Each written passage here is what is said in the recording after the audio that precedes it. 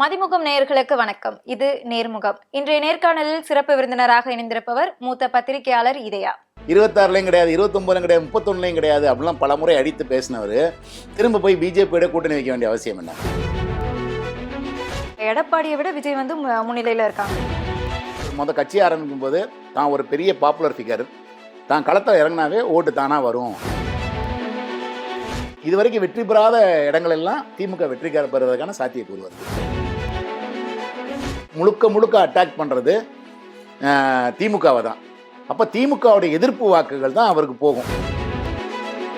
விஜயகாந்த ஜெயலலிதா அழிக்க பார்த்த மாதிரி எடப்பாடியும் விஜயை வந்து அழிக்க பார்ப்பாரு. அவர் போய் இன்னொரு கட்சியில் போய் கூட்டணி சேர்ந்தாருன்னா அது அவருடைய பொலிட்டிக்கல் கேரியரே ஜீரோ தான். இவர் கட்சியை தொடர்ந்து நடத்துவாரா இல்லை கலைச்சிட்டு போயிடுவாரா? டெய்லி 100 பேரை கூட்டு வந்து பனையூர்லேயே தேர்தல் பிரச்சாரத்தையும் நடத்தலாம். இன்னும் பல பேரை கொண்டா கூட நான் ஆள் அனுப்பி வைக்கிறேன்ற மாதிரியே பேட்டி கொடுக்குறாங்க. இதெல்லாம் செட்டப் பேட்டி மாதிரி தான் எனக்கு தெரியுது.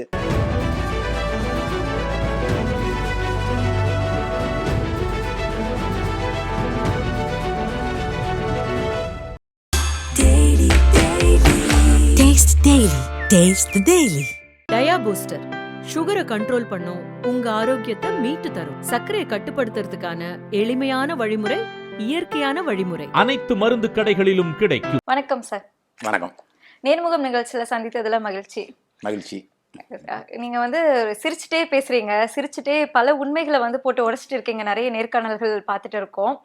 நேர்காணல் அப்படி ஒரு நேர்காணல் தான் சொல்லியிருந்தீங்க, எடப்பாடி அவர்கள் வந்து ஆண்மை மிக்க தலைவர் இல்லை அப்படின்னு சொல்லியிருந்தீங்க. இது வந்து ரொம்ப கான்ட்ரவர்ஷியான ஒரு ஸ்டேட்மெண்ட். இது வந்து எந்த ஸ்டேட்ல இருந்து நீங்க சொல்லியிருக்கீங்க? இதை எப்படி எடுத்துக்கிறது? அது ஒரு ஆளுமை மிக்க தலைவர் அப்படின்றதான் மீனிங். அது ஆளுமை மிக்க தலைவர்னு அது உடனே அடுத்த வரியே அதை சொன்னேன் நான். அந்த ஆளுமை மிக்க தலைவர் இல்லைன்றதை எதை சொல்லனா, இப்போ நீங்கள் வந்து ஒரு எம்ஜிஆர் ஜெயலலிதாவுக்கு வந்து ஒரு சினிமா பேஸோட ஒரு கலந்த ஒரு ஈர்ப்பு இருந்துச்சு. அப்போ ஒரு ஆளுமை மிக்க தலைவர்கள் அவங்க இருந்தாங்க. நினைச்சு அவங்க வச்சது தான் சட்டம் அவங்க அப்படின்ற மாதிரியான ஒரு இது இருந்துச்சு. அவங்கள மீறி எந்த கருத்து வராது அப்படின்னு. இங்கே அவருக்கு வந்து அந்த ஸ்டாண்டில் இருக்கணும்னு நினைக்கிறாரு. அதே மாதிரி ஜெயலலிதா மாதிரி எம்ஜிஆர் மாதிரி இந்த கட்சியை தான் கட்டுக்கோப்புகளை வைக்கணும்னு. அதனால தான் திரும்ப அவர் டிடிவி, எடப்பாடி, சசிகலாவெல்லாம் இதை ஓபிஎஸ், தினகரன், சசிகலாலாம் உள்ளே விட மாட்டேன்னு சொல்கிறாரு, சேர்த்துக்கவே மாட்டேன்னு பிடிவாதம் பிடிக்கிறார். அதே நேரத்தில் அவர் கட்சிக்குள்ளே சில நெருக்கடிகள் இருக்க தான் செய்யுது. இன்னொன்று பாஜகவை மீறி அவரால் செயல்படவும் முடியலை அப்படின்றது வந்து இது வெட்ட வெளிச்சம் ஆயிடுச்சு. ஏன்னா அவரே பேட்டி கொடுத்துட்டு பல இடங்களில் ஏன்பா திரும்ப இந்த கொஸ்டினை எப்படி தரப்பா கேட்பீங்க, பிஜேபியோட திரும்ப கூட்டணி அதான் இல்லைன்னு சொல்லிட்டோமே, முடிஞ்சு போச்சு. 29லையும் கிடையாது, 26லையும் கிடையாது, 29லையும் கிடையாது, 31லையும் கிடையாது அப்படிலாம் பல முறை அடித்து பேசினவர் திரும்ப போய் பிஜேபியோட கூட்டணி வைக்க வேண்டிய அவசியம் என்ன? இப்போ அவர் பிஜேபியோட கூட்டணிக்கு போனதுனால என்ன ஆயிடுச்சு, அவர் வந்து திமுக கூட்டணியை பலவீனப்படுத்த முடியாமல் போயிடுச்சு. ஏன்னா இங்கேருந்து காங்கிரஸ் ஒருவேளை வரலாம், இங்கே கசப்புணர்வு வந்து அங்கே போக முடியும். எங்க போக முடியும்னு சொல்றீங்க? அதிமுக கூட்டணிக்கே சொல்கிறேன். விடுதலை சிறுத்தைகள் ஒரு கோவத்தில் எங்களுக்கு சீட்டு சரியாக தரலாம், அங்கே போக முடியும். கம்யூனிஸ்டுகள் ஒருவேளை இங்கே சீட்டு கம்மியாக தராங்க அப்படின்னா கோவிச்சுட்டு அங்கே போக முடியும். இந்த மாதிரி சாத்தியக்கூறுகள்லாம் இருக்கிறத அவர் எடுத்தவங்க பிஜேபியை கூட்டணியில் சேர்த்தனால இவங்க யாருக்கும் வேற வாய்ப்பே இல்லாமல் போயிடுச்சு. அங்கே போய் பிஜேபியோட சேர முடியாது, காங்கிரஸ் பிஜேபியோட சேர முடியாது, விடுதலை சிறுத்தைகள் சேர முடியாது, கம்யூனிஸ்டுகள் சேர முடியாது. அப்படிங்கிறனால இவரே அவர் கூட்டணியை வந்து சுருக்கிக்கிட்டார் அப்படிதான் சொல்லணும். இப்போ தேமுதிகவுமே அங்கே போகிறதுக்கு யோசிக்கிறாங்க. அப்போ திமுகவோட கூட்டணிக்கான பேச்சுவார்த்தை நடந்துகிட்டு இருக்கு, மறைமுகமாக நடந்துட்டு தான் இருக்குது. இப்போ என்டிஏலேருந்து ஓபிஎஸ், டிடிவி தினகரன் இவங்களும் வெளியே வந்துட்டோன்னு அறிவிச்சிட்டாங்க.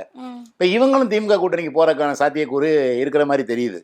ஆனால் அப்படி இருக்கும்போது இந்த கட்சி இந்த கூட்டணியை பலவீனப்படுத்தி தான் வளருவதோடு எதிரணியை பலவீனப்படுத்தணும். அப்போ தான் அந்த உயரத்தை மேட்ச் பண்ண முடியும். இவங்க மேலே ஏறணும், அவங்க உயரத்தை வந்து குறைக்கணும். ஸோ இவர் அதுக்கு அவசரப்பட்டு இவர் பண்ணிட்டார். அப்போ பிஜேபி கைமுறுக்கித்தான் அந்த கூட்டணியை வச்சாங்க அப்படின்ற மாதிரி ஒரு பேச்சு இருக்குது. பயமுறுத்தி தான் அதை பண்ணிட்டாங்கன்ற மாதிரியான. அப்போ அதெல்லாம் வந்து மக்கள் மத்தியில் இவர் இப்படிலாம் சொல்லிட்டு பிஜேபி கூட கூட்டணியே இல்லை, நான் மைனாரிட்டிக்கு பாதுகாப்பு அப்படி இப்படின்னு குரல் கொடுத்தவர் எஸ்டிபிஐ மாநாட்டில் என்னென்ன பேசினார், இதெல்லாம் இப்போ மாற்றி பேசுகிறாருங்க போது அவர் மேலே ஒரு நம்பகத்தன்மை போகுது. இவர் ஜெயிக்க வைக்கக்கூடிய தலைவர்னு அந்த உணர்வு வரல. 10 தோல்வி பழனிசாமின்னு வரிசையாக தோத்த பட்டியலை போட்டுடுறாங்க, உள்ள இருக்கவங்களே சொல்கிறாங்க இந்த மாதிரி தொடர்ந்து தோத்துக்கிட்டு இருக்காரு அப்படின்னு. கட்சி ஒரு சீமான் தைரியமாக போய் இடைத்தேர்தலில் நிற்கிற அளவு கூட இவர் போய் நிற்க மாட்டேங்கிறாரு. ஆனா ஈரோடு கிழக்கு விக்கிரவாண்டிலாம் விட்டுட்டு விலகி வந்துட்டாரு. நீங்க சொன்னீங்க வந்து பாஜக வந்து பயம்படுத்தி அதிமுக வச்சிருக்கு அப்படின்னு சொல்லிட்டு. ஆனா இப்போ ரீசெண்டா இந்த அண்ணாமலை கூட அந்த வார் வந்தது இல்லையா, சண்டை வந்தது இல்லையா, அதுல வந்து பாஜக தானே வந்து திரும்ப வந்து பேசினாங்க, அவங்க தானே இறங்கி வந்தாங்க. எடப்பாடி தலைமை வந்து இறங்கி வந்திருக்கலாம், இறங்கி வந்திருக்காங்க. இவர் சொன்ன கண்டிஷன்லாம் ஏத்துக்கிட்டாங்கன்னு வச்சுக்கோங்க, எல்லாருமே ஏத்துக்கிட்டாங்க. அதை நான் சொல்றேன். அந்த விதத்துல வந்து எடப்பாடி கொஞ்சம் டைட்டாக தான் பண்ணார். ஆனால் பாஜகவோட கூட்டணி வைக்க வேண்டிய நிர்பந்தம் என்னன்றேன், என்ன தேவை, எப்படியும் அது பார்லிமெண்ட்டில் வச்சுருக்கணும். நியாயப்படி பார்லிமெண்ட்டில் வச்சுருந்தா கூட அங்கே ஒரு சில தொகுதிகளாவது வர்றதுக்கான சாத்தியக்கூறுக்கான ஒரு இது இருக்குது. ஏன்னா மோடி மீண்டும் வேண்டுமா வேண்டாமான்ற கேள்வி, அந்த கேள்வியில் போய் அவர் வந்து இது பண்ணிவிட்டு திமுக எதிர்த்து அரசியல் பண்ணி தேர்தல் நின்றதுனால தான் 7 தொகுதியில் டெபாசிட் போச்சு. 13 தொகுதியில் அதனால தான் 3ஆம் இடம் போனாங்க. ஒரு இடத்துல 4ஆம் இடம் கூட போனாங்க.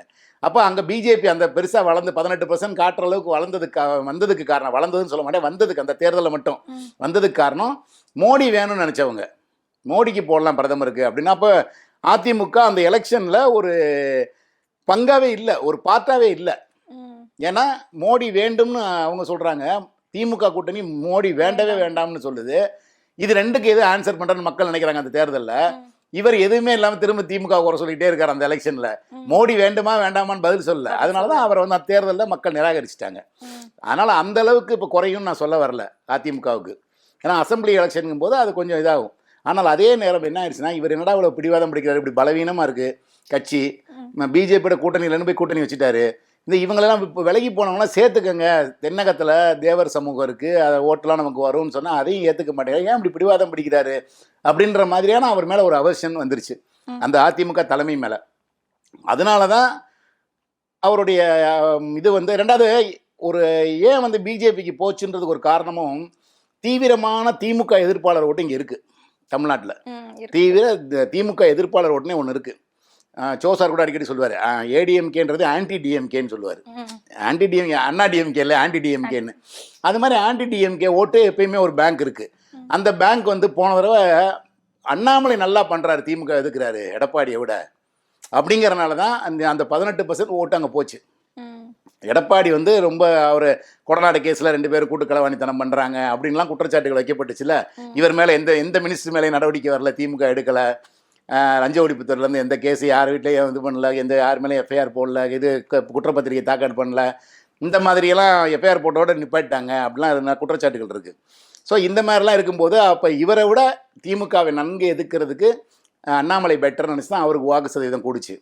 இப்போ விஜய் வந்து நேரடியாக அட்டாக் பண்ணுறாரு.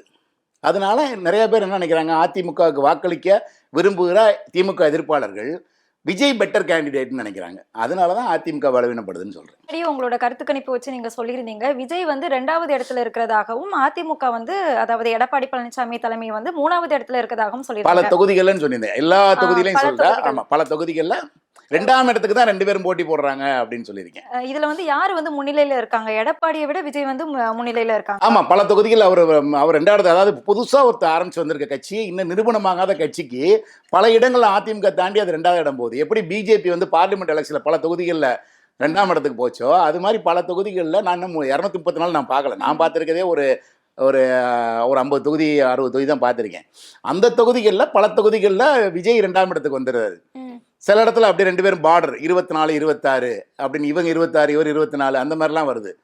அப்படி வரும்போது அதெல்லாம் எப்போ வேணாலும் மாறிக்கலாம்ல. அதனால தான் சொன்னேன் 2ஆம் இடத்துக்கு தான் இவங்க 2 பேருக்கும் போட்டி இருக்குது. அதனால் வந்து திமுக இந்த ஓட்டுகள் எதிர்ப்போட்டுகள் 3ஆக பிரிகிறதுனால, சீமானுக்கு பிரியுது, விஜய்க்கு பிரியுது, அதிமுக கூட்டணிக்கு பிரியுதுங்கும் போது அவங்க கம்ஃபர்டபுளாக இருக்காங்க அப்படின்றதான் இன்றைய நிலவரம். இவங்கெல்லாம் சண்டை போட்டுக்கிறது வந்து திமுகவுக்கு ஒரு ப்ளஸ் லாபகரமான இருக்குது. ஆமாம், ஓகே, நீங்க சொன்னீங்க வந்து 2வது இடத்துக்கு தான் 2 பேருக்குமே போட்டி அப்படின்னு சொன்னீங்க. ஆனா விஜய் வந்து கட்சியை கலைக்க போறதா அவரே சொன்னதா ஒரு முன்னணி ஊடகத்துல நேற்று ஒரு செய்தி வந்து பார்க்க முடிஞ்சது. இதை எப்படி பாக்குறது? இல்லை, இதை நானுமே வந்து ஒரு பேட்டியில் சொல்லியிருக்கேன். அவர் வந்து பாக்கியராஜ் மாதிரி கட்சி ரஜினி மாதிரி பேக் அடிச்சாரு. ரஜினி வந்து கட்சியை ஆரம்பிக்காமலே பின்வாங்கினார். அது நமக்கு சரியாக வராது, வேணாம் அப்படின்றதுக்கு ஒரு இது பண்ணார். அப்போ நானும் சர்வே பண்ணி அப்போ இந்த நேரத்தில் சொல்லியிருந்தேன், ரஜினி வந்து எந்த இடத்துலையுமே முதலிடத்துக்கு வரல அப்படின்னு சொல்லி அந்த நேரத்தில் நான் சர்வே பண்ணிகிட்டு இருந்தேன்.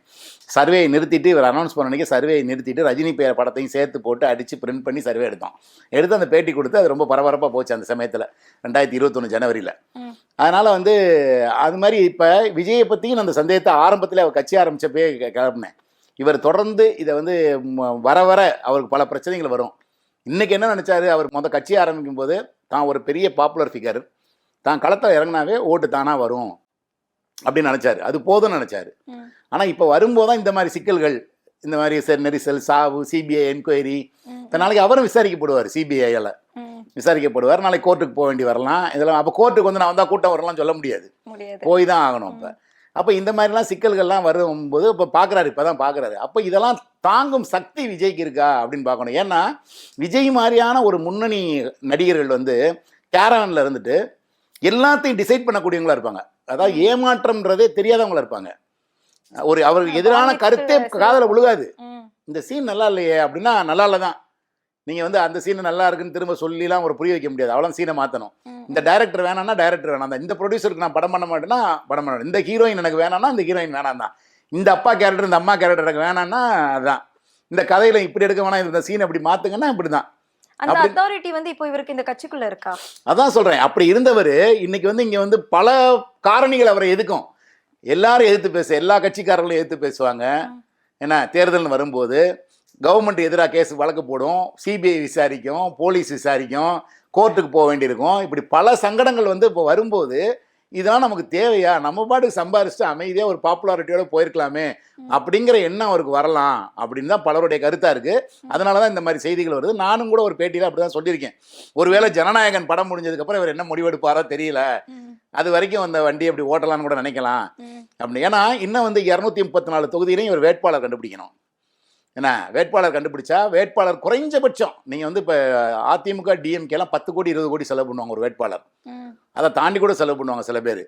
ஆனால் இங்கே குறைஞ்சபட்சம் நீங்கள் பண்ணணும்னாவே 1 கோடியாவது வேணும் ஒரு வேட்பாளருக்கு. 75 லட்சம் 1 கோடி தேவைப்படும் சாதாரணமாக. நீங்கள் போய் அப்போ தான் ரீச் பண்ண முடியும் அந்த தொகுதி முழுக்க. நீங்கள் அந்த தொகுதி முழுக்க ஒரு வேன் எடுத்துகிட்டு பிரச்சாரத்துக்கு போகணும், பிட் நோட்டீஸ் கொடுக்கணும், அங்கங்கே ஒரு ஆட்டோவில் பிரச்சாரம் பண்ணணும், அதெல்லாம் இருக்குது. டெபாசிட் தொகை கட்டணும், எல்லாமே கடைசியில் இந்த பூத்து கமிட்டி போடணும், அங்கே போய் ஏஜென்ட், பூத் ஏஜென்ட் ஒவ்வொரு வாக்குச்சாவடியில் உட்கார வைக்கணும், அவங்களுக்கு சாப்பாடு கொடுக்கணும், தான் கூட ஓட்டு கேட்டு வர்றவங்களுக்கு டெய்லி சாப்பாடு போடணும், 2-3 கார் ஃபாலோ பண்ணணும், அதுக்கு டீசல் போடணும், இப்படி செலவுகள் இருக்குது.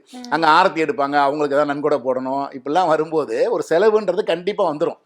அப்போ அந்த செலவை வந்து விஜய்க்காக செலவு பண்ணுறதுக்கு 234 தொகுதியிலும் ஆள் இருப்பாங்களான்ற சந்தேகம் எழுது. ஆல்ரெடி 70 பேர் வந்து செலக்ட் பண்ணிட்டாங்க அப்படின்னு சொல்லி. சரி 70 மீதி 234க்கும் அதான் சொல்றேன் நான். 70 இருக்கலாம், 50 இருக்கலாம், 100 கூட இருக்கலாம். 234க்கும் கிடைக்குமா? ஏன்னா கமலஹாசன் ஆரம்பிச்சு 234க்கும் போடலை அவர். அவர் வந்து சரத்குமாருக்கு ஒரு 40 கொடுத்துட்டாரு, எஸ்ஆர்எம் இவருக்கு பச்சைமுத்து பாரிவேந்தர் அவருக்கு 40 சீட்டை கொடுத்துட்டாரு. அப்படிதான் தப்பிச்சுக்கிட்டாரு அவர். அது மாதிரி கொடுத்த சீட்டில் சில பேர் திருப்பிலாம் கொடுத்தாங்க, என்னால் அவ்வளோ வேட்பாளர் இல்லை அப்படின்னு சொல்லி கட்சியிலேயே. அதனால் அந்த மாதிரிலாம் வந்து பிரச்சனை வரும். ஏன்னா விஜயை நம்பி இன்வெஸ்ட் பண்ணோம்னா விஜயோட உங்களுக்கு நெருக்கம் இருக்கணும். விஜய் நம்மளை காப்பாற்றுவார், நமக்கு நேரடியாக தெரியும். நாளைக்கு நம்ம ஜெயிச்சு எம்எல்ஏனா அவரை பார்த்து பேச முடியும், இல்லை நம்மளை மந்திரியாக்குவார், ஜெயிச்சு அவர் ஆட்சி அமைச்சா நம்மளை மந்திரியாக்குவார். இந்த மாதிரி நம்பிக்கையில் வரணும்ல. நீங்கள் விஜயே கண்ணிலேயே காட்டாமல் அப்படியே கூட்டத்திலேயே பிம்பத்திலேயே வச்சுருந்து நீங்கள் வந்து வச்சுருந்தீங்கன்னா தலைமையோட வந்து ஒரு ஜெல்லாக மாட்டானே, முதல்ல தொண்டனே, அவங்க நிர்வாகிகளே ஜெல்லாக முடியாதுல்ல. இதை ஃபில்டர் பண்ணி நீங்கள் ஒரு இரும்பு திரை போட்டு அதுக்கு முன்னாடி ஆதவ் அர்ஜுன், புஷி ஆனந்த் இவங்க தான் இருப்பாங்க, இவங்கள்ட்ட தான் நீங்கள் எதுனாலும் பேசணும்னா விஜய் மேலே இருக்க நம்பகத்தன்மை எப்படி 1 கோடி 2 கோடியே போடுவாங்க. அதாவது 100 கோடி வச்சுருந்தவங்க 1 கோடி செலவு பண்ணிட்டு போயிடுவாங்க, போனால் போகுது அப்படின்னு சொல்லிட்டு. நீங்கள் ஒரு 2 கோடி 3 கோடி வச்சுருக்கோம் 1 கோடியை விடணும்னா அது எவ்வளோ யோசிப்பாங்க. அப்போ அந்த மாதிரிலாம் வேட்பாளர் கிடைக்கணும்.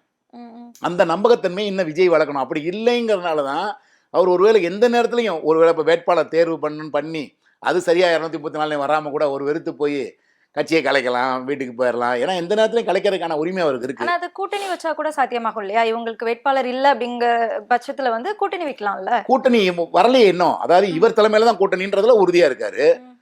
அதை திரும்ப சொல்லிட்டாங்க. இவர் தான் சீஃப் மினிஸ்டர்னு, இவர் தலைமையில் தான், இவர் முதலமைச்சர் வேட்பாளர் தான் கூட்டணி. இவர் அதிமுகவோட போயிட்டா பிரச்சனை இல்லை, ஆனால் அதிமுகவோட போவாரா அப்படின்ற கேள்வி இருக்கு. அதிமுகவோட போயிட்டா எப்படி பிரச்சனை இல்லாமல் போகும்? எடப்பாடியுமே அவர் தான் என் தலைமையில தான் கூட்டணி அப்படின்னு தானே சொல்லிட்டு இருக்காரு. ஆமா, அவர் தலைமையில தான் கூட்டணி. அதுக்கு ஏத்துட்டு இவர் போவாரான்றதான் கேள்வி. ஒன்று பாஜக பாசிச பாஜகவோட இவர் போறாரான்னு பார்க்கணும், அவர் சொன்ன வார்த்தை அதோட போறாரான்னு பார்க்கணும். அப்போ அதோட போகலை, நீங்கள் வந்து பாஜக கழட்டி விட்டுவாங்க, நான் உங்களோட வர்றேன்னு சொல்லணும். அப்படி வந்தாலும் நாம் சீஃப் மினிஸ்டர்னு சொல்ல முடியாது. எடப்பாடி சீஃப் மினிஸ்டர்னு ஒரு ஹீரோ ஒத்துக்கிட்டு போகணும். இதுக்காக நான் வந்து உச்ச நடிகராக இருந்து நான் இவ்வளவு பணத்தை சம்பளத்தை விட்டுட்டு வந்தேன் அப்படின்ற கேள்வி அவருக்கே வரும், அவர் தொண்டர்களுக்கு வரும்.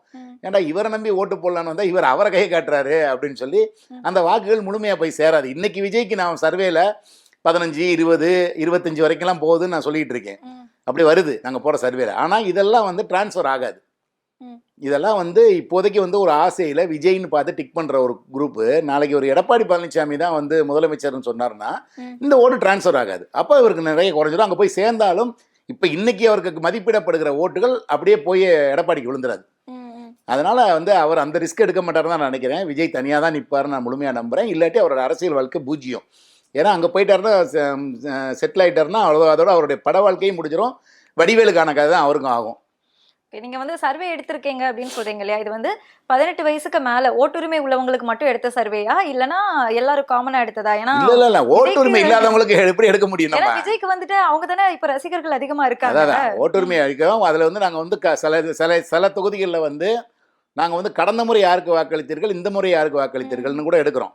அப்ப கடந்த முறை வாக்களித்தவர்கள் யாருன்னு சொல்லும்போது 18 வயது நிரம்பவில்லைன்னு ஒரு ஆப்ஷனும் வச்சிருக்கோம். நாங்க கடந்த தேர்தலில் எனக்கு 18 வயசு ஆகலை, வாக்கு உரிமை இல்லை அப்படின்னு சொல்லி அந்த காலமும் வச்சுருக்கோம்.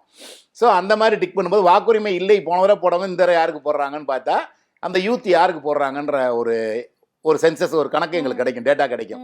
அதே மாதிரி போன வரை அதிமுகவுக்கு போட்டவர்கள் இந்த விஜய்க்கு எத்தனை பேர் போடுறாங்க வரும். போன வரை திமுகவுக்கு போட்டவங்க எத்தனை பேர் இந்த இங்கே போடுறாங்க அப்படிலாம் வரும். போன வரை கமலுக்கு போட்டவங்க, இப்போ போன வரை சீமானுக்கு போட்டவங்க அப்படின்னு. அப்போ அதுலேருந்தே சில கணக்கெடுப்புகள் நாங்கள் எடுக்க முடியும். போன வரை சீமானுக்குனா எவ்வளோ ஓட்டு குறையும், திமுகலேருந்து எவ்வளோ போகுது, அதிமுகலேருந்து அதிகமாக போகுது. இப்போ ஏன் அதிமுகலேருந்து அதிகமாக போகுதுன்னு நான் சொல்கிறேன். அந்த போன தேர்தலில் யாருக்கு போட்டாங்க அப்படின்ற கேள்வி இருக்குல்ல, அதை இதையும் மேட்ச் பண்ணும்போது தெரிஞ்சிடும். நம்ம 100 பேர் எடுத்திருக்கோம்னா விஜய்க்கு ஒரு 100 ஓட்டு வந்து எடுத்திருக்கோம்னா போன தடவை யார் யார் போட்டிருக்கா, போன தடவை திமுகலேருந்து ஒரு 30 பேர் போட்டிருக்காங்கன்னா அப்படின்னா ஒரு 50 பேர் அதிமுகலேருந்து போட்டிருக்காங்க, ஒரு 10 பேர் சீமான்லேருந்து போட்டிருக்காங்க, ஒரு 10 பேர் புது வாக்காளர் இருக்காங்கன்னு ஒரு டேட்டா நமக்கு கிடைக்கும். அப்போ அதை வச்சு தான் நான் சொல்கிறேன் திமுக வாக்குகள் வந்து விஜய்க்கு போகிறத தாண்டி அதிமுக வாக்குகள் அதிகமாக போகுதுன்னு அதை வச்சு தான் நாங்கள் சொல்கிறோம். ஓகே. நீங்கள் வந்து அதே மாதிரி மேற்கு மண்டலம் இருக்கு இல்லையா, அங்கே வந்துட்டு திமுகவுக்கு வந்து வெற்றி வந்து அதிகமாக இருக்குது அப்படிங்கிற மாதிரி சொல்லியிருந்தீங்க. ஆனால் அங்கே பார்க்கும்போது நமக்கு அதிமுக அவங்களுக்கு தானே ஆதரவு அதிகமாக இருக்குது களத்தில் பார்க்கும்போது. அதிமுக மட்டும் இல்லை, கோயம்புத்தூர் வந்து பிஜேபிக்கு ஆதரவு, கோயம்புத்தூர் திருப்பூர் வந்து பிஜேபிக்கு ஆதரவு உள்ளது. கூட்டணியில் இருக்கிறதுனால 2 பேர் கூட்டணியில் இருக்காங்க. 2 பேர் சேரும்போது இன்னும் வலுப்படுற மாதிரியான சூழ்நிலை தான் இருக்கும். ஆனால் போனதரையும் வலுப்பட்டு தான் இருந்தது. அங்கே மொத்தமாக ஸ்வீப் பண்ணாங்க. கோயம்புத்தூரில் 10க்கு 10 எடுத்தாங்க. அப்படியே சேலத்தில் 11க்கு 10 எடுத்தாங்க. 38ல 26 கான்ஸ்டிட்யூன்சி சீட் அவங்களுக்கு தான் வந்துருது கூட்டணிக்கு. ஆமாம். நீங்கள் இப்போ ஒரு செந்தில் பாலாஜிக்கு கொடுத்துருக்கிறதுல பார்த்தீங்கன்னா 35 தொகுதி கொடுத்துருக்காங்க. அதில் வந்து 21 தொகுதி வந்து அதிமுக கூட்டணி ஜெயிச்சது, 14 தான் திமுக கூட்டணி ஜெயிச்சது. அந்த மாதிரி இருக்குது. இந்த தடவை ஏன் அங்கே திமுகவுக்கு வலுவான வாய்ப்பு இருக்கும் அப்படின்னா செந்தில் பாலாஜியுடைய கடுமையான உழைப்பு ஒன்று இருக்கும். கொங்கு பெல்ட்டில் அவர் இறங்கி எந்த வேலையும் செய்வார். போய் அதுக்கான ஒரு நூக்கன் கார்னர் பார்ப்பார். மேலோட்டமாக நின்றுட்டு வேலை செய்கிறவங்கள மட்டும் ஏவி விட்டுட்டு பண்ண மாட்டார். இவரே களத்துக்கு போவார், இவரே ஃபீல்டில் இருப்பார். ராத்திரி 12 மணி 1 மணி வரைக்கும் உட்காந்துருப்பார் எங்கேனாலும். அந்த மாதிரியான ஒரு கேரக்டர் அவர். ஹார்ட் ஒர்க்கர் அவர், ஒர்க்கஹாலிக்குன்னு கூட சொல்லலாம் அவர். அந்த மாதிரி ஒரு ஆள். அது ஒன்று. 2வது அதே மாதிரி பணமும் நல்லா செலவு பண்ணுவார். 2. இதுக்கடுத்து பார்த்தீங்கன்னா விஜய் வந்து அங்கே கடுமையான ஓட்டை பிரிக்கிறாப்புல. அந்த வாக்குகள் எல்லாமே பெரும்பாலும் அதிமுக பாஜக போகிற வாக்குகளாக இருக்குது, அதிமுக கூட்டணியிலேருந்து போகிற வாக்குகளாக இருக்குது. அப்போ தான் அந்த இந்த உயரத்தை விஜய் குறைக்கும் போது, இவர் ஏறி வர்றது இந்த உயரத்தை குறைச்சி ஏற்றும் போது திமுக கம்ஃபர்டபுளாக அங்கே வந்து கடும் போட்டி, 3 பேருக்கும் கடும் போட்டி ஏற்படுற நிலைமை இருக்குது. அப்போ இது வரைக்கும் வெற்றி பெறாத இடங்கள் எல்லாம் திமுக வெற்றி பெறுவதற்கான சாத்தியக்கூறு வருது. திமுகவோட ஆதரவாளர்கள் வந்து அவங்க ஸ்ட்ராங்காக தான் இருக்காங்க. ஆனால் அதிமுகவில் இருந்து தான் அவங்க வந்து லூஸ் ஆகி, லூஸ் இன் த சென்ஸ் அவங்க வந்து அதான் புரியுது, அங்கேருந்து விடுபட்டு லீவ் ஆகி போகிறாங்க, ரிலீவ் ஆகி விஜய்க்கு வராங்க. ஆமாம். இப்போ அந்த அளவுக்கு வீக்காக தான் அதிமுக இருக்கா? ஏன்னா நம்ம வந்து அமைச்சர்களுமே வந்துட்டு நிறைய பேர் சொல்லியிருக்காங்க தாவேகா கூட்டணிக்கு வரணும்ட்டு. அப்போ அவங்க மேலே அவங்களுக்கே நம்பிக்கை இல்லாமல் அந்த ஸ்டேட் நீங்க எல்லாருமே சொன்னீங்க. பாத்தீங்கன்னா நீங்க எடப்பாடி அவர் தொண்டர்கள்ட்ட பேசும்போது நீங்க கவலைப்படாதீங்க, கூட்டணி நான் பாத்துக்கிறேன், ஒரு பலமான கூட்டணி நான் அமைப்பேன்றாரு. முன்னாள் அமைச்சர்கள் என்ன சொல்றாங்கன்னா எடப்பாடி அவர்கள் பாருங்கள் தேர்தல் சமயத்தில் ஒரு பலமான கூட்டணி அமைப்பார்கள் அப்படின்னு சொல்றாரு. அவர் ஒரு முன்னாள் அமைச்சர் சொல்லும் போதே வந்து திமுக ஒரு மிருகபலம் கொண்ட கட்சி, அசுரபலம் நிறைந்த கூட்டணியா இருக்கு, அதை வெற்றி பெறணும்னா விஜய் இங்க வரணும் அப்படின்னு பேசுறாரு. அப்ப திமுக ஒரு பலமான கூட்டணியா இருக்கு அப்படிங்கிறதுல அவங்களுக்கு யாருக்குமே சந்தேகம் இல்லை. தங்கள் கூட்டணி கடைசி நேரத்தில் பாருங்க, நான் பலமான கூட்டணி அமைக்கிறேன், நாங்கள் பலமான கூட்டணி அமைப்பேன்னு சொன்னாவே இப்போ இருக்க கூட்டணி பலமான கூட்டணியாக இல்லைன்னு அவங்களே ஒத்துக்கிற மாதிரி தான் அந்த ஸ்டேட்மெண்ட்டு. இன்னைக்கு உண்மையாக தான் அந்த கூட்டணி பலமான கூட்டணியாக இல்லை என்பதுதான் உண்மை. ஏன்னா விஜய் வந்து அதில் படும் சேதாரத்தை பண்ணுறாரு. ஏன்னா விஜய் வந்து முழுக்க அட்டாக் பண்ணுறது திமுகவை தான். அப்போ திமுகவுடைய எதிர்ப்பு வாக்குகள் தான் அவருக்கு போகும். திமுகவை பிடிச்சிருக்கவங்க வந்து அங்கே போய் விஜய் வந்து திமுகவே திட்டுறாரு, நல்லா திட்டுறாருன்னு போய் திமுக காரன் போட்டு போடலாம் கிடையாது. அதில் அந்த குடும்பத்தை சேர்ந்த சில யங்ஸ்டர்ஸ் வேணால் போகலாமே தவிர விடுதலை சிறுத்தைகள்ல இருந்தோ திமுகவில் இருந்தோ ஒரு குறிப்பிட்ட சதவீதம் அவங்க வேணால் போகலாம். மற்றபடி எடப்பாடி பழனிசாமியை விட ஒரு அவர் மேலே வந்த இவங்களெல்லாம் சேர்த்துக்க மாட்டேன், ஒற்றுமையாக இருக்க மாட்டேன், அவர் மேலே அவர் நம்பிக்கை இல்லை, இவங்கெல்லாம் வந்தால் என்ன, இவங்க கீழே வச்சு இவரால் மேய்க்க முடியாதா அப்படின்ற மாதிரியே கேள்வி எழுப்புகிறவர்கள்லாம் இருக்காங்கல்ல, அவங்கெல்லாம் வந்து இந்த மாதிரி 10.5 சவுத்தில் பாதிப்பு இங்கே வன்னியர்களுக்கு கொடுத்ததுல இந்த மாதிரி சில பிரச்சனைகள். இப்போ வந்து முத்துராமலிங்க தேவரை வந்து பாரத ரத்னா கொடுக்கணும், மதுரை விமான நிலையத்துக்கு வைக்கணும் போது அந்த முக்குளத்தோர் அல்லாத சமூகத்தினரும் அவன் மேலே கோபப்படுற மாதிரி ஆகுது. ஏன் மதுரைக்கு முத்துராமலிங்க தேவர் பேரை வைக்கணும் அப்படின்னு சொல்லி அந்த முக்குளத்தோர் அல்லாத தாழ்த்தப்பட்ட மக்கள், அதில் பட்டியலின மக்கள், மற்ற சமூகம், ரெட்டியார், பிள்ளைமார், எல்லா சமூகங்களுமே அவருக்கு எதிராக போகக்கூடிய சூழ்நிலை மாதிரி உருவாகுது. ஒரு சமூகத்தை ஆதரிச்சு குறி வச்சு மற்ற சமூகத்தை அதை இருக்கணுன்றதுக்காக இவர் பண்றது பேக் ஃபயர் ஆகிறதுக்கு வாய்ப்பு இருக்கு. அப்படி சில பேர் விமர்சனங்கள் வைக்கிறாங்க, ஏன் அங்கே அந்த பேரை வைக்கணும் அப்படின்னு சொல்லி கோவப்படுறாங்க. அதனால வந்து அந்த மாதிரிலாம் இவர் கால்குலேட் பண்ணும்போது இவர் கொஞ்சம் கொஞ்சமாக பலவீனமாகிட்டே தான் போறாரு. அது வந்து ஒரு கட்சியின் பலவீனம் இல்லை, இது வந்து ஒரு தனிப்பட்ட நபரின் பலவீனம். இதுதான் சுற்றி இருக்க அமைச்சர்கள்லாம் போய் அதை முறையிட்டு சரி பண்ணணும். ஆனால் முன்னாள் அமைச்சர்கள் ஆனால் அவங்க செய்ய மாட்டேங்கிறாங்க. இவர் மேலே இவரை அந்தளவுக்கு பயமுறுத்தி வச்சுருக்காரு. பல சீனியர்கள் இதை இவர் செங்கோட்டையன் மாதிரி கருத்தில் தான் இருக்காங்க. ஆனால் அப்படி செங்கோட்டையன் தூக்கி ஓர வச்சிட்டாரா, அதனால் இது மாதிரி தங்களுக்கும் அந்த நிலைமை வந்துடும். அப்புறம் இப்போ ஏற்கனவே அதிமுக பிளவுபட்டிருக்கதா சொல்கிறோம், இன்னொரு பிளவு கட்சிக்குள்ளே வந்துடக்கூடாது அப்படின்னு நினைக்கிறவங்க அப்படியே சாந்தமாக அமைதியாக போகிறாங்க. அதனால் தங்களை அறியாமலேயே அப்படியே கரையை விட்டு பார்த்துட்டு இருக்காங்க. நம்ம வந்து ஒரு முடவன் வந்து பாறையில் உருகிற வெண்ணெயை பார்த்து எப்படி அதை போய் காப்பாற்ற முடியாத நிலைமையில் இருப்பானு ஒரு செய்யுள் உண்டு. அது மாதிரியான நிலைமையில் இப்போ அங்கே இருக்க முன்னாள் அமைச்சர்கள்லாம் இப்படி கட்சி நம்ம கண்ணு முன்னாடியே உருகி போகுது. அதை என்ன செய்யறதுன்னு செய்ய முடியாத ஒரு மாற்றுத்திறனாளிகள் லெவலில் அவங்கெல்லாம் இருக்காங்க முன்னாள் அமைச்சர்கள். அவங்களோட நிலைப்பாடுலாம் எப்படி இருக்கு சார்? இந்த செங்கோட்டையன், ஓபிஎஸ், சசிகலா, டிடிவி தினகரன் இவங்க எல்லாமே வந்து யார் கூட கூட்டணி வைக்கக்கூடிய அந்த ஒரு நிலைப்பாட்டில் இருக்கிறாங்க. இவங்க எல்லாருமே வந்துட்டு எடப்பாடியோட தலைமை வேண்டாம் அப்படின்னு சொல்லிட்டு இருக்காங்க இல்லையா? அதனால இல்லை, நான் வந்து என்னைக்கு வந்து அன்னைக்கு காலையில் எப்போ வந்து ஒரு 10 நாள் அவகாசம் கொடுக்குறேன் அப்படின்னு சொல்லி கொடுத்த அடுத்த 1 மணி நேரத்தில் நான் ஒரு பேட்டி கொடுத்தேன். அந்த பேட்டியில் சொல்லியிருந்தேன், இது வரைக்கும் வந்து எடப்பாடி பழனிசாமி இது ஓபிஎஸ், சசிகலா, டிடிவியை வந்து கட்சியில் மீண்டும் இணைக்கணும் அப்படின்னு இது வரைக்கும் குரல் கொடுத்தவர்கள்லாம் அடுத்த வாரத்திலிருந்து இந்த மாதிரி ஓபிஎஸ், டிடிவி, சசிகலா, செங்கோட்டையன் எல்லாரையும் கட்சியில் இணைக்கணும்னு கேட்குறதா ரிசல்ட்டாக இருக்கும் அப்படின்னு சொல்லி. ஏன்னா இவரையே நீக்குவார் அவர் அப்படின்ற மீனிங் பண்ணி சொல்லியிருந்தேன். அதுதான் நடந்துச்சு. 10 நாட்கள்னு காலக்கெடு வேற கொடுத்தாரு. 10 நாளில் ஒன்றுமே நடக்காதுங்க, இவர் தான் பின்வாங்கி போவார்னு சொன்னேன். இப்போ போய் எல்லாரும் நீட்டுறாங்க 10 நாள் ஆச்சே 10 நாள் ஆச்சே அப்படின்னா, நான் 10 நாள்னு சொல்லல, 10 நாளைக்குள்ள அந்த இணைப்பு முயற்சியை எடுக்கணும். அப்புறம் அது 1 மாதம் 1.5 மாதம் கூட போகலான்னாரு. இப்போ 1.5 மாதம் 2 மாதம் போயிருச்சு. ஆமாம், அதனால அவர் வந்து ஒரு செயலற்றவராக, அவர் முதல்ல அந்த மாதிரி ரிபல் கேரக்டர் கிடையாது. அவர் முதல்ல ஒரு எதிர்த்து ஒரு போராளி கிடையாது அவர். நீங்கள் வந்து ஒரு சிவி சண்முகம் ஆகட்டும், அந்த மாதிரி சில கேரக்டர்லாம் ஃபைட் பண்ணுவாங்க எதிர்த்து. அவருக்கு அந்த மாதிரி நேச்சர் அவர் கிடையாது இயல்புலேயே முன்னாடி இருந்தே. அதனால் அவர் வந்து 2வது அவருக்கு வயதும் ஆகிட்டது, சீனியரு. அதனால் அதுக்கு மேலே இனிமேல் அவர் விலகி போய் வேற கட்சியில் சேர்றதுக்கோ அந்த மாதிரியான முயற்சிகளும் அவரால் நடக்காது. அதனால அவருக்கு வந்து பெரிய ஒரு ஆதரவு பட்டியல் இருக்கு இல்லையா? ஏன்னா கட்சி ஆரம்பிச்ச காலத்துல இருந்தே இருந்தவர் செங்கோட்டையன், அவருக்காக ஆதரவாளர்கள் இருப்பாங்க. அவரால் ஏன் தனியாக அவரால் ஆதரவாளர்களும் திரும்ப வந்துட்டாங்களே, கூட நின்னவங்களே அடுத்த நாளே அவரை பொறுப்புல இருந்து எடுத்தோன்னைக்கே எல்லாரும் வந்துட்டாங்க. இப்போ அவருடைய ஏரியாக்குள்ளேயே எடப்பாடி போய் சுற்றுப்பயணம் முடிச்சுட்டு வந்துட்டாரு. செங்கோட்டையன் இல்லாமே அந்த ஏரியாவில் சுற்றுப்பயணத்தையும் முடிச்சுட்டு வந்துட்டாரு. கோபிச்செட்டிப்பாளையத்துல செங்கோட்டையன் இல்லாம அங்க வந்து அந்த தொகுதி வந்து வின் பண்ண முடியுமா? கண்டிப்பா. இப்போ நீங்கள் வந்து வின் பண்ண முடியுமான்றதுல ஏற்கனவே அதிமுக வின் பண்ணுறது கஷ்டம்னு சொல்கிறேன். அதில் போய் செங்கோட்டையன் நின்று ஜெயிக்கிறது கஷ்டம், அதோட கஷ்டம். இல்லை, ஆனால் கோபிச்செட்டிப்பாளையம் அப்படின்னாலே செங்கோட்டையன் தான் அந்த இடத்துல வந்து தொடர்ந்து ஜெயிச்சுட்டே வராரு இல்லையா? நீங்கள் எல்லா தொகுதியிலையுமே எல்லாரும் அந்த மாதிரி ஒருத்தவங்க இருப்பாங்க, அவரை தாண்டி ஜெயிக்கிறது கஷ்டம்னு சொல்லுவாங்க. ஆனால் எல்லா கால மாற்றத்துலையும் வந்து மாறி இருக்குது. ஏன்னா அந்த கட்சியில் இருக்கிற வரைக்கும் தான் அவருக்கு அந்த மரியாதை. அதிமுகவில் இருந்து இப்போ நீங்கள் போய் அங்கே செங்கோட்டையன் சுயேட்சையாக போட சொல்லுங்க, தோற்று போயிடுவார். அங்கே அதிமுக தோக்கடிப்பார். ஆனால் புரியுதா உங்களுக்கு? ஆனால் அவர் தோற்று போயிடுவார். ஸோ அவர் வந்து தான் வெற்றி பெற அளவுக்கு ஒரு தொகுதியில் செல்வாக்க வளர்த்து வைக்கல, அந்த அளவு கூட வைக்கல அவர். அதனால வந்து அந்த இதெல்லாமே நீங்கள் ஒவ்வொருத்தரும் டிடிவி தினகரனோட எவ்வளோ பேர் போனாங்க, எவ்வளோ பேர் திரும்பி வந்துட்டாங்க, ஓபிஎஸோட எவ்வளோ பேர் போனாங்க, எவ்வளோ பேர் திரும்பி வந்துட்டாங்க. அதே மாதிரி தான் செங்கோட்டையன் போனவங்க பாதி பேர் திரும்பி வந்துட்டாங்க.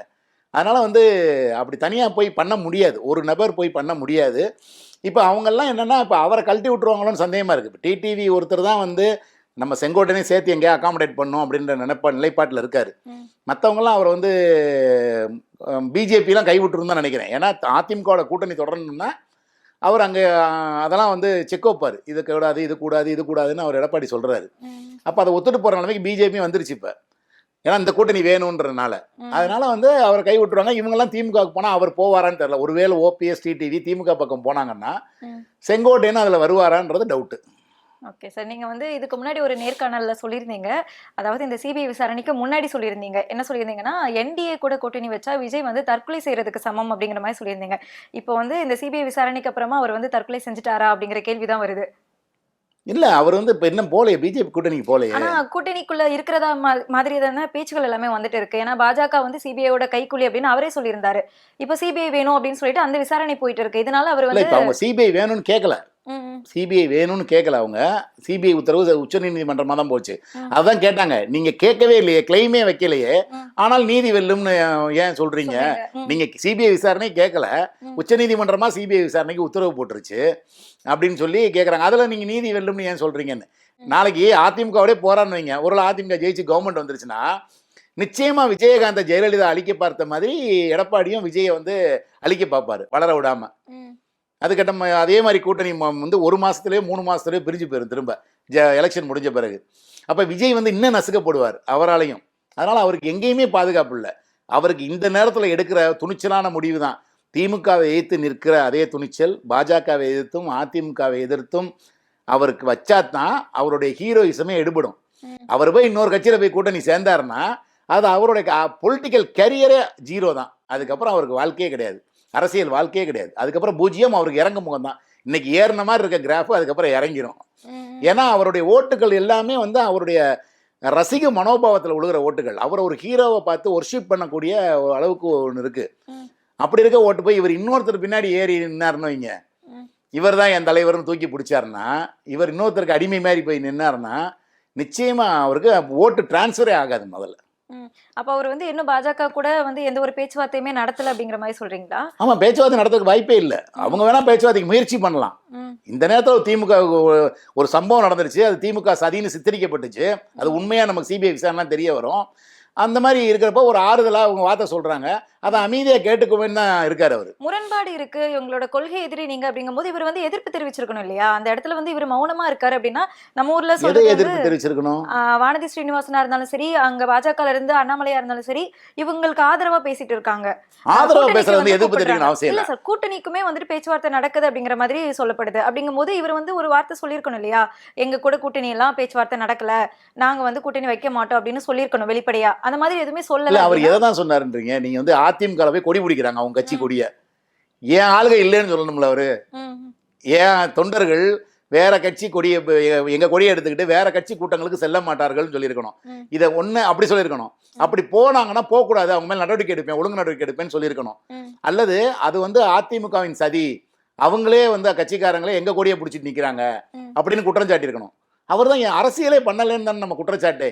இந்த மாதிரியான அரசியல் எதுவுமே பண்ண மாட்டேன், எல்லாம் அமைதியா இருந்தா காலம் பதில் சொல்லும், காலம் பதில் சொல்லும் அப்படின்னே ஒண்டியை ஓட்டலான்னு பாக்குறாரு. அவரே தடுமாற்றம். ஏன்னா நீங்க கட்சியை விட்டு நீங்க பின்வாங்கன்னா எதுக்கு எல்லாரையும் பகச்சுக்கணும்னு கூட நினைக்கலாம் சொல்றேன். அதனால நமக்கு சந்தேகம் வருது, இவர் ஒழுங்கா கட்சியை நடத்துவாரா அப்படி ஒரு ஸ்தம்பிச்சு. ஏன்னா அவங்க எல்லாருமே கத்துக்குட்டிகள், புதுசு, எல்லாமே அரசியலுக்கு புதுசு, ஒரு எக்ஸ்பீரியன்ஸே கிடையாது. எல்லாருமே யூத்து, யங்ஸ்டரு, அரசியலை பழகுனதில்லை. அதை எப்படி கொண்டு செலுத்த ஒரு அவரை அதாவது ஸ்மூத்தாக போகிற வரைக்கும் போகும். இந்த மாதிரி ஒரு சிக்கல் வந்துட்டா அதை எப்படி ஹேண்டில் பண்ணுறதுன்னு தெரியாது. இப்போ திமுகனா எத்தனையோ பெரிய போராட்டங்களை தாண்டி வந்திருக்கு.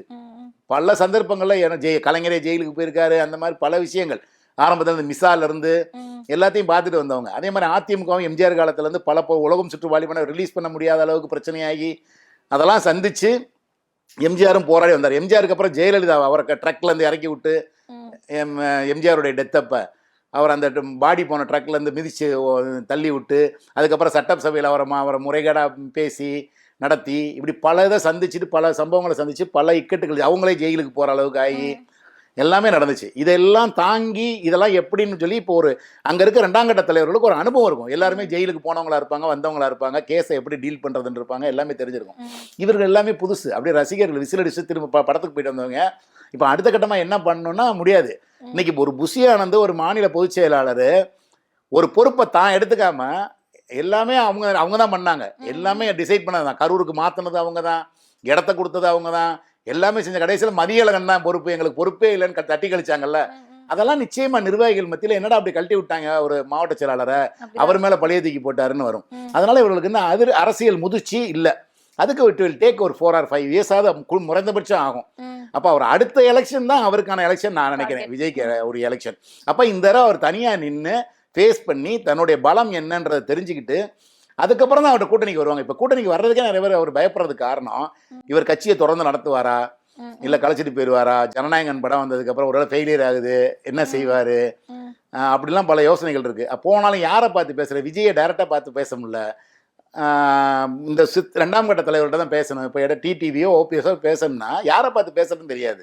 அப்படிப்பட்ட சூழ்நிலையாக இருக்குது. இப்போ விஜய் வந்து இதெல்லாம் ஓப்பன் கதவுகளை திறந்து வச்சு எல்லாரையும் வாங்கன்னு சொல்லணும், பேசணும், அதெல்லாம் பண்ணணும். அதெல்லாம் இல்லாமல் இருக்குது. அதனால் இவங்கெல்லாம் பயப்படுறாங்க அந்த கூட்டணிக்கு போகிறதுக்கு. அவர் என்னதான் அதிகாரங்களை தர்றேன், அமைச்சரவையில் இடம் தர்றேன் அப்படின்னு சொன்னாலுமே இது வரைக்கும் யாரும் முன் வராதுக்கு காரணமே இந்த மாதிரியான ஒரு தொடர்பு எல்லைக்கு வெளியே இருக்கார் அவர். அதனால வந்து அவரை ரீச் பண்ண முடியல. அதனால இருக்குது. அப்போ இவர் வந்து ஒரு ப்ரூவ் பண்ணாருன்னா தான் அடுத்த தேர்தலையாவது அவர் அணியில் ஒரு பலமான கூட்டணி அமையும். ஏன்னா நிச்சயம் அவர் ஒரு 20% வாங்குவார் எனக்கு நம்பிக்கை இருக்குது. இதே மாதிரி தீவிரமா அப்படியே பண்ணி எல்லா கட்சிகளையும் எதிர்த்து ஒரு சீமான் மாதிரியே அந்த நிலைப்பாட்டில் இருக்கும். வந்து தனித்து நின்னா 20% வாங்குவார். Okay okay. இப்போ வந்துட்டு நீங்க சொன்னீங்க இல்லையா அந்த தொடர்பு எல்லைக்கு வெளியே இருக்காரு அப்படின்னு சொல்லிக்கிட்டு, இவர் இப்படி இருந்தாலுமே அவங்களோட பொதுச் செயலாளர் வந்துட்டு நான் காரணம் இல்லை அப்படின்னுமே சொல்லி பழிய வந்து தொண்டர்கள் மேல போட்டாலுமே அந்த தொண்டர்கள் வந்து அவங்களோட மனநிலையை வந்து மாத்தாம தானே இருக்காங்க. நம்ம பேட்டிகள்ல வந்து பார்க்க முடியுது, பிள்ளை தானே போனா போயிட்டோம், அடுத்த பிள்ளை வரும், தம்பி தானே நான் இருக்கல அப்படிங்கிற மாதிரி ஸ்டேட்மெண்ட் எல்லாம் சொல்றாங்களே, இதை வந்து எப்படி பார்க்க? நம்ம ரெண்டுக்கும் கொஞ்சம் குழப்பிக்கிட்டீங்க. தொண்டர்கள் வேற, நிர்வாகிகள் வேற. மாவட்ட செயலாளர் அடுத்த மாவட்ட செயலாளர் யோசிப்பா, நம்ம ஊர்ல நடந்துச்சுன்னா நம்மள ஜெயில பிடிச்சி போட்டுருவாங்க, நம்ம எதுக்கு அந்த ரிஸ்க்லாம் யோசிப்பாங்கல்ல. நிர்வாகிகளுக்கு சொல்றேன். நீங்க தொண்டர்களை பொறுத்தவரை அதான் சொல்றேன். அது வந்து 2 விஷயம். ஒன்று பணம் வந்ததா இருக்கலாம், இன்னொன்று விஜய் மேல இருக்க உயிர் போனது போயிருச்சு. அதுக்கப்புறம் நீங்க வந்து ஒரு பணம் பெரிய 20 லட்சம் கொடுக்குறாரு, கவர்மெண்டே 10 லட்சம் கொடுக்குது, இவர் 20 லட்சம் கொடுக்குறாரு. அப்போ ஒரு பெரும் தொகை. அந்த குடும்பம் அந்த மாதிரியான குடும்பங்கள்ல இருந்தா பெரும்பாலும் போயிருக்காங்க. கீழ்த்தட்டு குடும்பத்துல இருந்தா விஜயை பார்க்க ஆர்வம், பெரிய கோடீஸ்வரங்க போய் அங்க நிக்க போறது இல்லை. என்ன இருந்தாலும் கம்ஃபர்டபுளான இடத்துல தான் இருப்பாங்க. இந்த மாதிரி கூட்டத்தில் அடிச்சு முடிச்சு போறது இல்லை. அப்போ ஒரு லோயர் மிடில் கிளாஸு இல்லை புவர் கேட்டகரி தான் அங்கே போய் இவரை அடிச்சு பிடிச்சி பார்க்கணும். கீழ்த்தட்டு மக்கள் தான் போயிருக்காங்க. அப்படி போனவங்களுக்கு இந்த மாதிரி ஒரு 35 லட்சம் கிடைக்குதுன்னு வைங்க. அந்த பையன் இருந்தாலும் சம்பாரிச்சு கொடுத்துருக்க மாட்டான், அந்த கணவர் இருந்தாலும் சம்பாரிச்சு கொடுத்துருக்க மாட்டாரு, அந்த மனைவியோ மகளோ இருந்தாலும் சம்பாரிச்சு கொடு. அப்படி ஒரு பெரிய தொகை ஒரு குடும்பத்துக்கு கிடைக்கிது. 30 லட்சம் பெரிய தொகை. அப்போ ஒரு என்ன சொல்றது, ஒரு கெட்டதுலேயே ஒரு நல்லது நடந்துருச்சோ அப்படின்ற மாதிரியான மனநிலை கூட வந்திருக்கலாம் மனிதனுக்கு. உயிர் பெருசு இல்லை சார், அதை விட உயிர் பெருசுதான். அதையே அவங்க சொல்றாங்களே. ஏன்னா இன்னொரு மகன் கூட அனுப்பி வைப்பேன்ற மாதிரி அந்த அம்மா பேட்டி கொடுக்குது. என் மகனை பத்தி கவலை. இப்படி யாராவது பேட்டி கொடுப்பாங்களா? முதல்ல மகன் போயிட்டான் போது சரிங்க, அவர் மேல தப்புலன்னு வேணா சொல்லலாம். அது என் மகனுடைய கொழுப்படுத்து அவன் போனா அப்படின்னு சொன்னா கூட அதுல ஒரு நியாயம் இருக்கு. பரவாயில்ல, விஜய் இன்னும் பல பேரை கொண்டா கூட நான் ஆள் அனுப்பி வைக்கிறேன்ற மாதிரியே பேட்டி கொடுக்குறாங்க. இதெல்லாம் செட்டப் பேட்டி மாதிரி தான் எனக்கு தெரியுது. அவங்கள அந்த மாதிரி மயக்கி வச்சிருக்காங்க. இப்பயும் அவர் என்ன பண்றாரு, உங்க வீட்டுல கல்யாணம் எல்லா காட்சி எதுனாலும் நான் பாத்துக்கிறேன் அப்படின்னு சொல்லி வாக்குறுதிகளை கொடுக்குறாரு. அடுத்தடுத்து அப்படின்னு பண்ணும்போது அப்படிதான் இருக்கு. எத்தனை பாயாசம் பாட்டி போட்டு எத்தனை மீம்ஸ் வந்துச்சு பாத்தீங்களா? இருடா டேய், இங்க வர ஈரோடுக்கு வரட்டும்டா, உன்னை அனுப்பி ஒரு 30 லட்சம் நான் அல்றனா இல்லையான்னு பாரு அப்படின்னு சொல்லி பேரனை கலாய்க்கிற மாதிரி மகனை கலாய்க்கிற மாதிரியான மீம்ஸுகள்லாம் வருது. அதனால இது எந்த அளவுக்கு ஒரு குரியலா இருந்துச்சோ அந்த அளவுக்கு கிண்டலுக்கு கேலிக்கும் ஆளாகக்கூடிய காரணம் இந்த பொறுப்பற்ற தனம் தான். நீங்க இங்க இப்போ ஒரு அம்மா பணத்தை வாங்க மாட்டேன்னு சொல்லி ரிஜெக்ட் பண்ணிருக்கு. அதுலயும் இவங்க சொல்லுவாங்க அரசியல் காரணம் இருக்கு, அது வேற யாராவது தூண்டி விட்டுருப்பாங்கன்னு கூட சொல்லலாம், குற்றச்சாட்டுகளை சொல்லலாம். 30 லட்சம் ரூபாய் கொடுத்துதான் சொன்னாங்க. அதான் சொல்றேன், அந்த மாதிரி சொல்லலாம், அது மாதிரி சொல்லலாம். ஆனாலும் இந்த மாதிரிலாம் கான்ட்ரவர்சி வரும். நீங்க இந்த மாதிரி கூப்பிட்டு பண்ணீங்கன்னா இப்போ எந்த மாதிரிலாம் மீம் வருது, என் பாட்டி இறந்து போயிட்டாங்களா அப்படின்றான். அப்படியா, அப்போ குடும்பத்தோட எங்கள் வீட்டுக்கு ஆறுதல் வாங்கிட்டு போந்தாங்கடா அப்படின்னு சொல்கிற அளவுக்குலாம் மீம் வருது. அப்போ இதெல்லாம் ஒரு இது வரைக்கும் தமிழகத்தில் இல்லாத ஒரு கலாச்சாரமாக மாற்றிக்கிட்டு இருக்காரு. இதுக்கு முன்னாடி ஒரு பல தடவை பயணங்கள் பட்டிருக்காரு. இப்போ ஷூட்டிங்க்கு போனார், ஏற்கனவே தூத்துக்குடிக்கு போனார், இப்படிலாம் போயிருக்காரு. ராத்திரியோட ராத்திரியாக போனார். இல்லை இவங்க எல்லாரையும் ஒரு இடத்துல தங்க வச்சு அங்கேயே ஒரு மண்டபத்தை பிடிச்சி அதுக்கு இவர் பாதுகாப்பாக போயிட்டு வந்திருக்க முடியும். ஷூட்டிங் தான் போறாருல்ல, அது மாதிரி பண்ண முடியும். எல்லாரும் தன்னடத்துக்கு கூப்பிட்டு ஆறுதல் சொல்றேன் அப்படின்றது வந்து அப்போ அதே மாதிரி பிரச்சாரத்தையும் அடுத்து 100 பேராக கூப்பிட்டு வந்து டெய்லி 100 பேராக கூப்பிட்டு வந்து பனையூர்லேயே தேர்தல் பிரச்சாரத்தையும் நடத்தலாம். அப்படியும் வாய்ப்புகள் இருக்கு இவர் செய்யறத பார்த்தா. இந்த மாதிரி விமர்சனங்களுக்கு ஆளாகும் போது அதை நம்ம பேச வேண்டியிருக்கு. இல்லைன்னா வந்து இன்னைக்கு இருக்க சென்சி யுகத்தில் வந்து டிஜிட்டல் மீடியாவே போதுமானதாக இருக்கும். அவருடைய வாக்குகளை வாங்குறதுக்கு போதும். அதுவே போதுமா? இந்த களத்துக்குலாம் போய் போராட வேண்டிய அந்த அதான் சொல்றேன். அதுக்கெல்லாம் நீங்க போனா நீங்க வந்து இன்னும் முதியோர்கள் இவங்கெல்லாம் அந்த ஜென்ரேஷன் அடுத்த வாக்காளர்களையும் பார்க்கணும், ஆட்சி அமைக்கணும்னா நீங்க இந்த மாதிரி கீழே இறங்கி போகணும், கூட்டத்தை பார்க்க சந்திக்கணும். எம்ஜிஆருக்கும் கூட்டம் கூடியிருக்கு, அதெல்லாம் சந்திச்சு தான் போயிருக்காரு. இவர் முதல்ல பரவலாக வெளியே வர ஆரம்பிச்சிட்டாவே அந்த இது குறைஞ்சிரும், கிரேஸ் குறைஞ்சிரும். தொடர்ச்சியா வெளியே வந்துகிட்டே இருந்தாருனாவே இன்னைக்கு அங்க போறாரு, இன்னைக்கு அங்க போறாரு, இன்னைக்கு அங்க போறாருன்னு போயிட்டே இருந்தாருனாவே அடுத்தடுத்த ஊருக்கு வருவாங்கன்ற மாதிரி ஆயிரும்ல.